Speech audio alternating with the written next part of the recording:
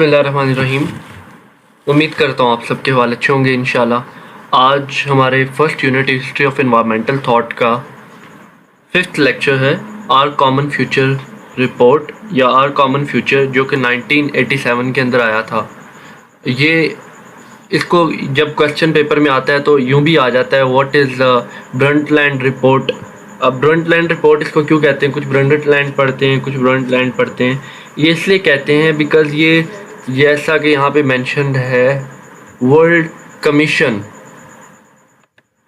ये world commission, ये वाला, ये वर्ल्ड कमीशन जो है इसके प्रेसिडेंट थे ग्रो हार्लेम ब्रंटलैंड। उनकी इसके अंदर बहुत ज़्यादा कंट्रीब्यूशन है।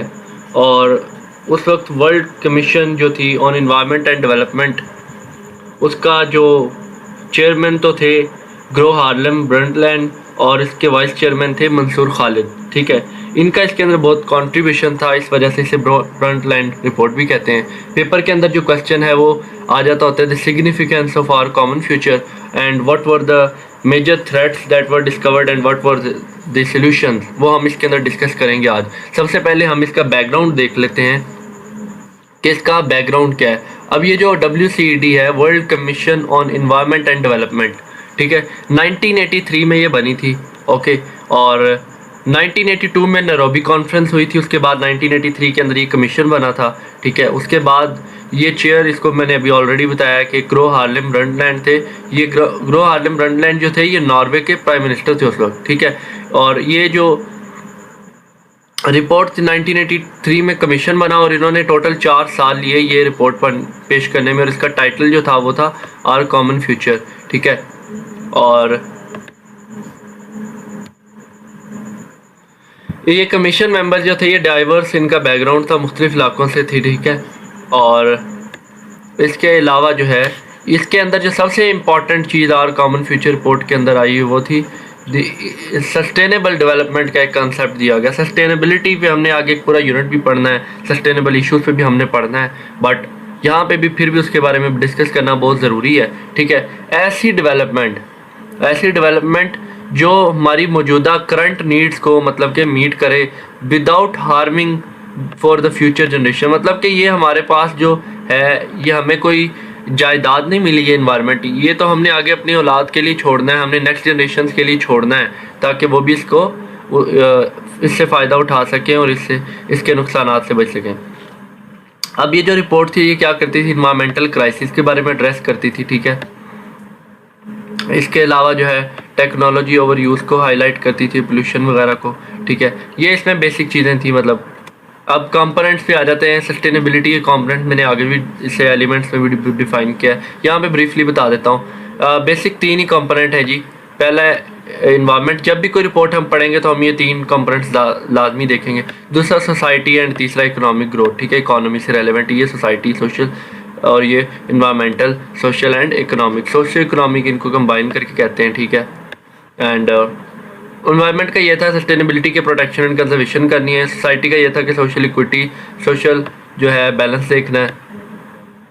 एंड इकोनॉमिक ग्रोथ का ये था कि इस तरह से जो है इकोनॉमिक डेवलपमेंट हो जिससे कि एनवायरनमेंट पे कोई नुकसान ना आए। नेक्स्ट है सस्टेनेबल डेवलपमेंट, वही फिर आ गया meeting present need without compromising the future generation. इस पर हम बहुत ज़्यादा डिटेल पढ़ेंगे आगे नेक्स्ट यूनिट्स के अंदर, इस वजह से मैं इस पर ज़्यादा स्ट्रेस नहीं दे रहा। Let's move forward. की कॉन्सेप्ट, अब कॉन्सेप्ट क्या है, ये सस्टेनेबल डेवलपमेंट की बात कर रहा है। किस चीज़ के कॉन्सेप्ट की, कॉन्सेप्ट्स ऑफ नीड, के हमने क्या करना है, नीड किसकी प्रायोरिटाइज करनी है, पुअर की। ठीक है, जो गरीब तबका है उसकी नीड्स को हमने मद्देनज़र रखना है। एंड इन्वायरमेंटल लिमिटेशंस क्या है कि इन्वायरमेंट की जो एबिलिटी है, जो इन्वायरमेंट की जो स्टेट है, जो इन्वायरमेंट की कंडीशन है ताकि फ्यूचर को मीट कर सके, that is again about the sustainable development. कि सस्टेनेबल डेवलपमेंट क्या है कि अपनी नीड्स को पूरा करना इन्वायरमेंट की क्वालिटी को कॉम्प्रोमाइज़ करते हुए, that is the sustainable development की कॉन्सेप्ट, दैट सिंपल। अब यहाँ पे एलिमेंट्स ऑफ सस्टेनेबिलिटी हैं। ठीक है, सस्टेनेबिलिटी के हम पीछे इकोलॉजिकल क्या होता है, इकोलॉजिकल कहते हैं इन्वायरमेंट को ही कह लें आपके, इन्वायरमेंट रेलेवेंट है। ठीक है, एंड इकोनॉमिक क्या है, प्रोडक्टिविटी हमने कैसे मेंटेन करनी है, प्रॉफिटेबिलिटी कैसे हमने बढ़ानी है। ठीक है, इंस्टीट्यूशनल है कि हमने अपने जो है इंस्टीट्यूशनल कैपेसिटीज़ और कैपेबिलिटीज़ को कैसे बढ़ा सकते हैं सस्टेनेबिलिटी के अंदर। मज़ीद इसके एलिमेंट्स है पॉलिटिकल और टेक्नोलॉजिकल, सोशियो कल्चरल या सोशियो कल्चरल, दोनों ठीक है। पॉलिटिकल कहते हैं कि हम लोगों को कैसे एम्पावर कर सकते हैं, ठीक है, और अवेयरनेस और ये सब पीस वगैरह ऑर्डर सब कुछ ये इसके अंदर डिस्कस करेंगे। टेक्नोलॉजिकल के अंदर है कि जो वेस्ट की मैनेजमेंट है, सस्टेनेबल डेवलपमेंट के अंदर जो आता है वो सॉलिड वेस्ट मैनेजमेंट भी आता है, ठीक है, लिक्विड वेस्ट मैनेजमेंट भी आता है, ठीक है, गैसियस मैनेजमेंट्स भी आते हैं। ये सारे जितने भी वेस्ट मैनेजमेंट है ये भी हम सस्टेनेबल डेवलपमेंट के अंदर देखते हैं, बहुत ज़रूरी है।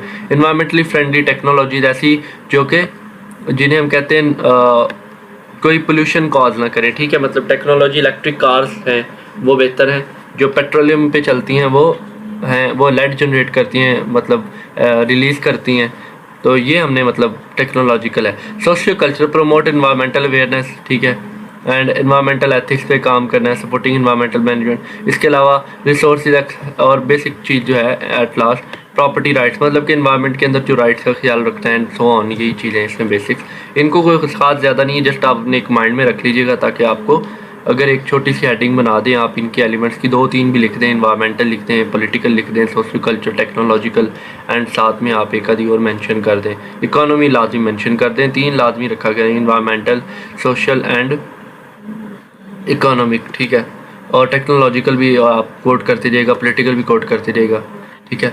ग्लोबल थ्रेट्स ये इंपॉर्टेंट इसके अंदर पार्ट आ जाता है, ठीक है, कि जो है वो कौन से थ्रेट्स आइडेंटिफाई किए गए थे इस रिपोर्ट में। इसमें आइडेंटिफाई किया गया था पॉवर्टी को, गुर्बत को, के अंदर पूरी दुनिया में जो है वो गुर्बत है, ग्लोबल पॉवर्टी है, आलमी सतह पर है, इसकी वजह से जो है ना प्रॉब्लम्स हो रहे हैं। बायोडाइवर्सिटी लॉस और जो है बायोडाइवर्सिटी उसको प्रोटेक्शन की ज़रूरत है। बाद में इसके ऊपर एक अलहदा से एक ट्रीटी हुई थी इंटरनेशनल, ठीक है, वो भी हम डिस्कस करेंगे ऑनवर्ड्स।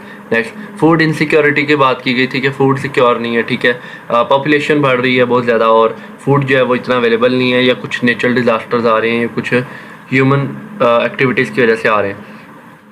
इकोनॉमिक चैलेंजेस के कंट्रीज़ को ग्लोबल इकोनॉमिक चैलेंजेस है। हम नेक्स्ट रिपोर्ट में भी यही देखेंगे कि ये डिसाइड हुआ था कि जो डेवलप्ड नेशन है वो डेवलपिंग को पैसा देंगे। क्यों? क्योंकि जो डेवलपिंग है या जो अंडर डेवलप्ड है उनके पास तो पैसे हैं ही नहीं, वो अपनी इकोनॉमी को नहीं स्टेबलाइज कर सके तो इन्वायरमेंटल फ्रेंडली पे कैसे काम करेंगे। इन्वायरमेंटल फ्रेंडली है ना तो वो थोड़ा सा कॉस्टली होगा, ऑब्वियस है। पॉपुलेशन ग्रोथ ये भी डिस्कस किया गया था कि पॉपुलेशन ग्रोथ एक बड़ा चैलेंज है, ठीक है। नेक्स्ट थिंग इज़ कि इनके सोल्यूशन क्या होंगे। इनके सोल्यूशन था कि सोशल जो है इक्विलिब्रियम रखने के लिए इक्विटी होनी चाहिए, ठीक है। पॉपुलेशन सस्टेनेबल पॉपुलेशन लेवल को सस्टेनेबल रखा जाए, मतलब कि अकॉर्डिंग टू रखा जाए। हम ये नेक्स्ट लिस्ट में देखेंगे, कार्बन प्रिंट्स को आपको पता चल जाएगा कार्बन प्रिंट्स क्या होते हैं, तो वगैरह वगैरह। कंजर्वेशन ये कि नेचुरल रिसोर्स को कंजर्व किया जाए, सिंपल सी बात है, ठीक है, ये तो बहुत इंपॉर्टेंट चीज़ है।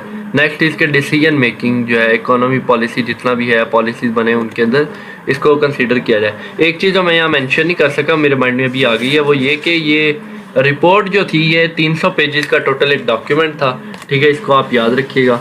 और इसके अंदर 3 पार्ट से और 12 चैप्टर से। पहला जो चैप्टर था वो थ्रेटेंड फ्यूचर के वाले से था, दूसरा सस्टेनेबल डेवलपमेंट का था, तीसरा जो इंटरनेशनल इकोनॉमी पे था, चौथा पॉपुलेशन और ह्यूमन रिसोर्सेज पे था, और 5वां जो है ये मैंने जैसे पीछे मेंशन किया था वही चीज़ें सारी, फूड इनसिक्योरिटी पे था, ठीक है। छठा जो था वो स्पीशीज एंड इकोसिस्टम पे था, ठीक है, ये बायोडाइवर्सिटी रेलेवेंट कर लें आप, ठीक है। उसके बाद एक था choices for energy and development, ठीक है। उसके बाद urban challenge managing the Commons, ठीक है। और इसी तरह के मतलब 1-2 और थे इसके अंदर के पीस सिक्योरिटी और जो है इंटरनेशनल एंड लीगल चेंज के ऊपर था, ठीक है। ये इसके टोटल 12 चैप्टर से डिफरेंट चीज़ों को हाईलाइट करते हैं। That was all for today. Allah आप सबके इल्म, माल, रिस्क, जान में सब में बरकत डाले और खुश रहें। खुदा हाफिज़। अब मिलते हैं हम, नेक्स्ट टॉपिक हमारा होगा इंशाल्लाह, that will be about agenda 21 मेरा ख्याल है, ठीक है। बल्कि हमारा नेक्स्ट होगा रायो समिट 1992 रायो डे जनेरो जो ब्राज़ील के अंदर हुई थी। सो आप तब तक इसको कर लें। अगर कोई भी क्वेश्चन हो तो मुझे व्हाट्सएप कर लें, ठीक है। अगर कुछ भी समझ ना आए तो you can ask me any time. That's all. खुदा हाफिज़।